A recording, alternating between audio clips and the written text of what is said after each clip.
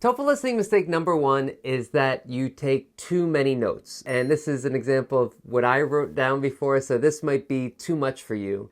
Some people write notes that are about half of that, a little less, looks something like this. And some people write no notes at all. So it's just a blank piece of paper and just try to remember the best they can. And how do you know if you're taking too many notes, or you're taking too few notes, or if you need to be taking notes at all? Well, this is when you should reduce the amount of notes you're taking. So a lot of times I hear students say, I'm taking notes, but I don't understand what I'm hearing. So if that's a problem, you don't understand the meaning, don't take notes. Only take notes about what you understand. The second thing is that you don't understand the main idea. You want to know what this passage is about, the big picture, right? So your notes should help you understand the big picture. If they don't help you understand the big picture, they're not helping you. A lot of people just hear words and then write down what they hear. You have to understand the meaning and understand the big picture of the passage. You should also reduce your notes if you can't listen and take notes at the same time. Some people say, I don't take notes because I can't listen and take notes at the same time. Okay, so this is for if you're taking too many notes, or if you're not taking enough notes, just write down 10 words. What this will help you do is it'll help you figure out the most important piece of information. You might have trouble answering the questions, that's okay. The goal is for you to find a number that you feel comfortable with. So after you write down with just 10 words, next time you do a TOEFL listening passage, try to write down just 15 words or 20 words. And so the goal here is to do something that helps you listen for important information. So that's why just write down 10 words if you're taking too many notes, or if you're having trouble starting to take notes.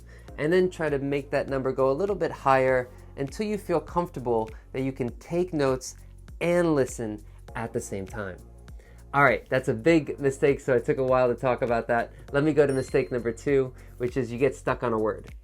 So you're listening, it's an academic passage, you're nervous, it's hard, and this is the topic. So let me read the topic to you. Snuffleupagai are a fascinating group of crustaceans that have captured the attention of scientists and enthusiasts alike. Snuffleupagai are known for their ability to inhabit discarded shells. Okay, so the Snuffleupagai is actually a hermit crab. I just changed the name of hermit crab to Snuffleupagai.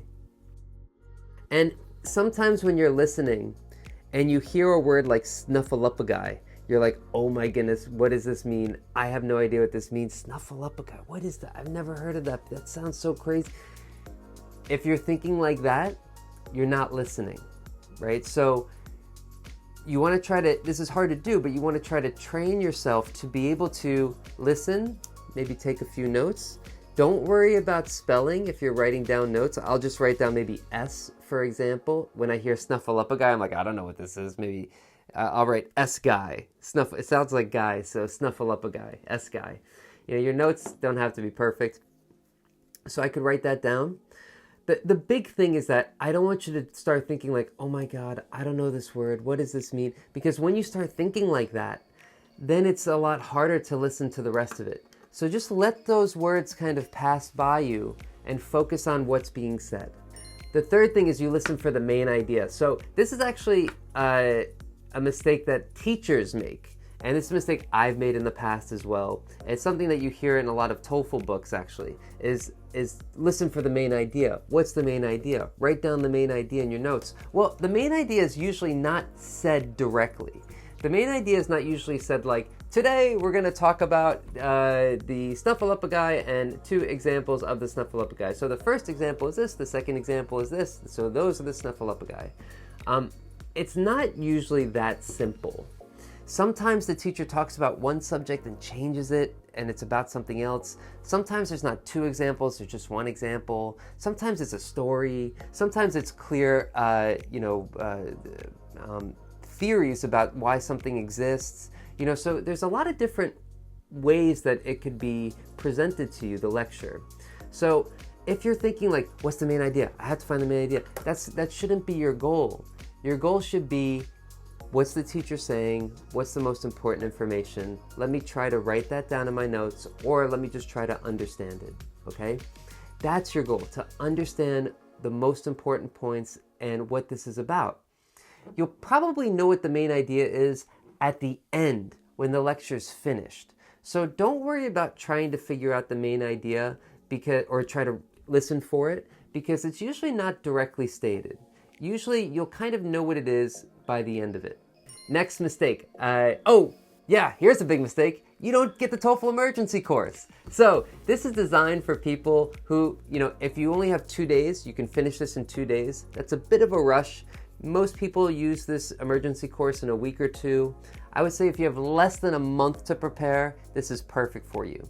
It gives you all the tips and tricks and strategies you need for TOEFL and enough practice as well for you to be able to improve your reading and listening and speaking and writing so you can get your best possible score on test day.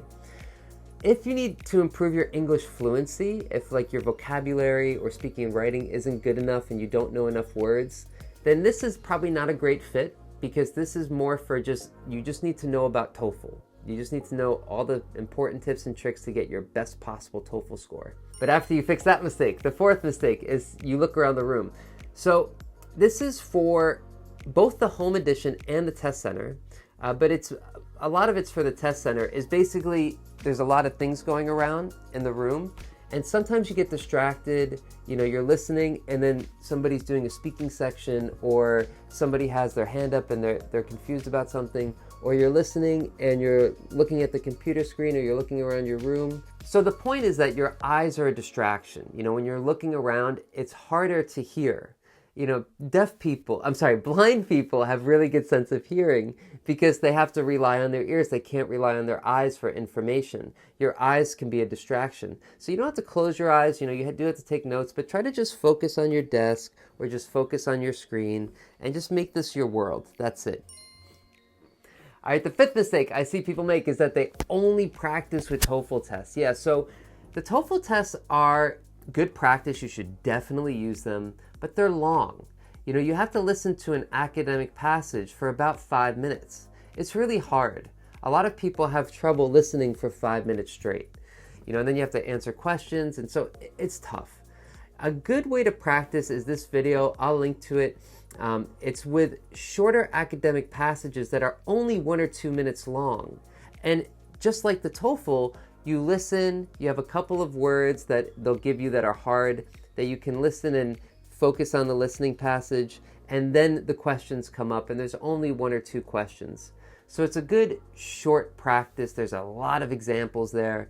Definitely check out that video. I think it's really helpful for people who need to improve their listening skills and also just don't want to spend the time doing just TOEFL listening 5 minutes, 5 minutes, 5 minutes, 6 questions, 6 questions. It's long, it takes time, it's hard to do. But check that out. I'll put a link here. Those are the 5 mistakes. Avoid them on test day. Thank you for watching. I'll see you guys in the next one.